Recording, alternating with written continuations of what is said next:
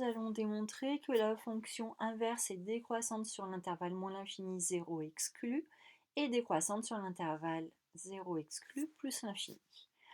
On va commencer par rappeler que dire qu'une fonction f est décroissante sur un intervalle i, ça revient à dire que pour tout nombre réel a et b de cet intervalle i, si a est strictement plus petit que b, alors f de a est supérieur ou égal à f de b. On a donc besoin de comparer f de a et f de b. Pour comparer f de a et f de b, le plus simple, c'est d'étudier le signe de la différence. On va donc commencer par s'intéresser à f de a moins f de b. F de a moins f de b, ça nous donne 1 sur a moins 1 sur b. On a à faire à la différence de deux nombres en écriture fractionnaire. On commence par réduire au même dénominateur. On va choisir comme dénominateur commun AB.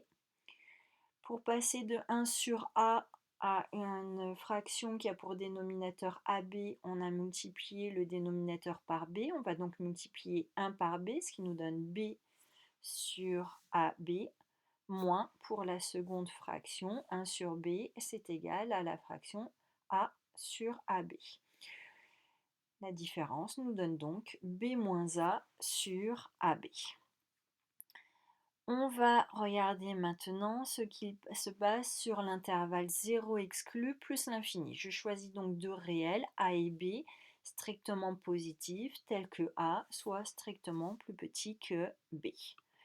Comme A est strictement plus petit que B, ça veut dire que le nombre B moins A, il est plus grand que 0.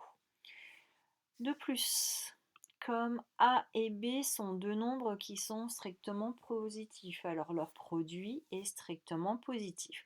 On a donc ici affaire à un nombre dont le numérateur B-A est strictement positif. Le dénominateur AB est strictement positif. Le quotient est donc strictement positif. Autrement dit, f de A moins f de B est supérieur ou égal à 0. C'est-à-dire f de A est supérieur ou égal à f de B.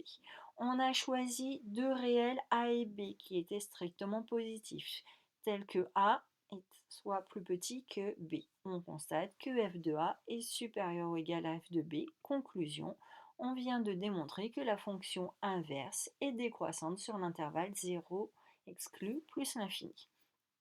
On va maintenant regarder ce qui se passe sur l'intervalle moins l'infini 0 exclu. On choisit donc deux réels, A et B, strictement négatifs, tels que A est strictement plus petit que B. Comme A est strictement plus petit que B, ça veut dire que la différence B moins A est un nombre qui est strictement positif. De plus, A et B étant strictement négatifs, le produit de deux nombres négatifs me donne un nombre positif. On a ici affaire à un quotient. Le nombre en écriture fractionnaire ici a son numérateur qui est positif, son dénominateur qui est strictement positif. Le quotient est donc positif. Donc, f de A moins f de B est supérieur ou égal à 0, d'où f de A supérieur ou égal à f de B. On a choisi deux réels qui étaient strictement négatifs. On est parti du principe que A était strictement plus petit que B. On a démontré que f de A était alors supérieur ou égal à f de B.